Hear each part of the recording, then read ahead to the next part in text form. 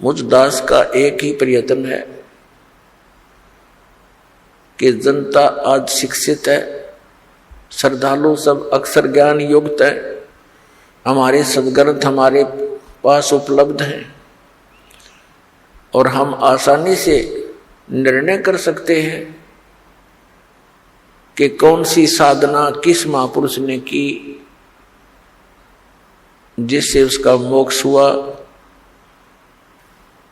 ये दास आपके रूबरू करेगा, आप बहुत आसानी से समझ जाओगे।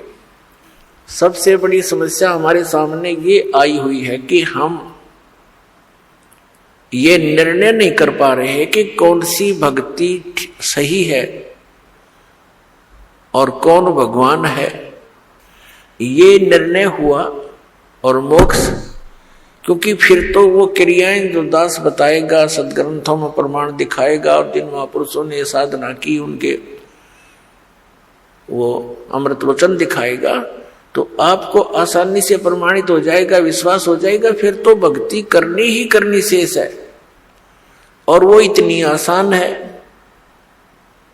नाम उठत नाम बैठत नाम सोवत जागबे, नाम खाते नाम पीते नाम सेती लागबे। काम करते करते उस नाम का जाप करना है। कौन से नाम का जाप करना? सतनाम का जाप करना। जो भी कंप्लीट कोर्स आपको दिया जाता है उन सभी मंत्रों का जाप करना है। पुण्यात्माओं, दास बार बार कहता है कि जैसे पवित्र चारों वेद, पवित्र श्रीमद् भगवत गीता, ये दोनों एक ही है। पवित्र चारों वेदों का निष्कर्ष है श्रीमद् भगवत गीता। श्रीमद् भगवत गीता और वेद ये गॉड गिवन स्पिरिचुअल नॉलेज है, ये परमात्मा का दिया हुआ ज्ञान है। परम अक्षर ब्रह्म यानी कबीर साहिब जी ने, कबीर परमेश्वर जी ने, असंख्य ब्रह्मांडों के स्वामी ने ये चारों यानी पांचों वेद, एक सूक्ष्म वेद और है, पांचों वेद इस सरपुरुष अर्थात ज्योति निरंजन के अंतःकरण में फैक्स कर दिए थे। समय आने पर ये बाहर निकले, जैसे गर्भवती मादा से बच्चा अपने आप समय आने पर बाहर आता है। ऐसी व्यवस्था से परमात्मा ने ये सर्व वेद, पूरा ज्ञान, अध्यात्म ज्ञान और संसारिक ज्ञान, कैसे रहना चाहिए, किन क्रियाओं को करना चाहिए, कौन सी ना करनी चाहिए, ये सब ज्ञान दिया था। परमात्मा कौन है, उसकी साधना कौन सी है, तुम जहां रह रहे हो उस वो परमात्मा किस स्तर का है, वो तुम्हें कितना लाभ दे सकता है, वो कितनी हानि कर सकता है, ये सब ज्ञान दिया था। इस ज्योति निरंजन ने जब इन वेदों को पढ़ा तो इसको चिंता बन गई कि उसके अंदर पूर्ण परमात्मा की जानकारी है और उसके पाने का कंप्लीट ट्रीटमेंट, कंप्लीट यानी पूर्ण रूप से विधि है। उसने क्या किया, जो परमात्मा के पाने की विधि थी, वो मंत्र थे, वो उस पोर्शन को, उस भाग को, वेदों के उस भाग को नष्ट कर दिया और शेष जो भाग था वो हमें दे दिया, जिसको ऋषियों ने 4 विभागों में बांट लिया। उसका नाम रखा ऋग्वेद, यजुर्वेद, सामवेद और अथर्ववेद। उस 5वें वेद के बिना हमारा मोक्ष नहीं।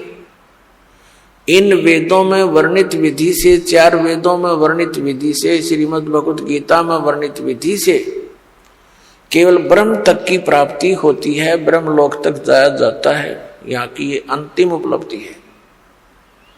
गीता जी अध्याय नंबर 8 के श्लोक नंबर 16 में लिखा है कि ब्रह्मलोक पर्यंत ब्रह्मलोक में तक जितने भी लोक हैं वहां गए हुए प्राणी पुनर्वर्ती में हैं, वहां गए हुए भी फिर लौटकर पृथ्वी पर आते हैं।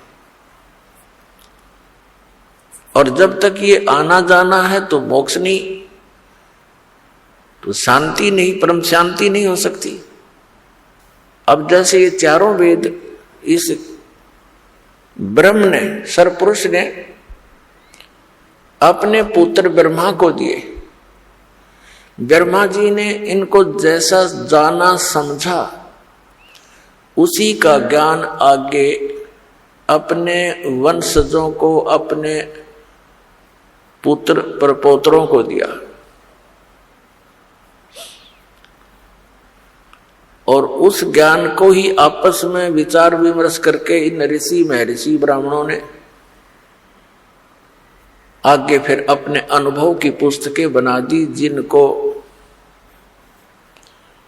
वेदों के अन्य भाग बोले जाते, उपनिषद कहे जाते। तो जो वेदों के अन्य जो भाग हैं वो ऋषियों के अपने बनाए हुए अपना अनुभव है, उपनिषद है वो उनका अनुभव है। यदि वो वेदों से और पांचवें वेद से मेल नहीं खाता है तो व्यर्थ है। श्रीमद् भगवत गीता का ज्ञान इसी सरपुरुष ब्रह्म ने दिया और इसने श्रीमद् भगवत गीता के अंदर कुछ अपने सतर की अटकल अवश्य लगाई है, जोड़ी है, युद्ध करवाने के लिए और जीव को भरमाने के लिए। लेकिन हमने उसका निर्णय सूक्ष्म वेद से करना है। हमारे पास एक ऐसा पैमाना है, ऐसा एक हमारे पास एक तराजू है जिसमें हम प्रत्येक ग्रंथ को तोल सकते हैं, उसको पहचान सकते हैं, परख सकते हैं। हमारे पास एक ऐसा ग्रंथ है जिसको सूक्ष्म वेद कहते हैं। श्रीमद् भगवत गीता अध्याय नंबर 4 के श्लोक नंबर 32 में उसी सूक्ष्म वेद की जानकारी दी गई है कि वो परमात्मा अपने मुख कमल से उस विस्तार पूर्वक अध्यात्म यज्ञों यानी धार्मिक अनुष्ठानों की जानकारी देते हैं और उसको तत्व ज्ञान कहते हैं। फिर गीता ज्ञान दाता कहता है गीता अध्याय नंबर 4 के श्लोक 34 में कि उस तत्व ज्ञान को जो परमात्मा अपने मुख कमल से आकर स्वयं बोलता है, ज्ञान देता है, उस तत्व ज्ञान को तू तत्वदर्शी संतों के पास जाकर समझ। उनको दंडवत प्रणाम करने से, कपट छोड़कर उनकी सेवा करने से वो तत्वदर्शी संत ज्ञानी महात्मा आपको उस तत्व ज्ञान का उपदेश करेंगे। इससे एक तो ये सिद्ध हो गया कि गीता जी का ज्ञान कंप्लीट नहीं है, संपूर्ण नहीं है। गीता ज्ञान दाता ने ये ऑप्शन छोड़ दिया, एक प्रावधान छोड़ दिया कि उससे मैं परिचित नहीं हूं। जो परमात्मा अपने मुख से आकर बोलता है वो ज्ञान, वो सच्चिदानंद घन ब्रह्म की वाणी है और उसको उसके परिचित तत्वदर्शी संत ही तुझे बता पाएंगे। उनसे पूछो।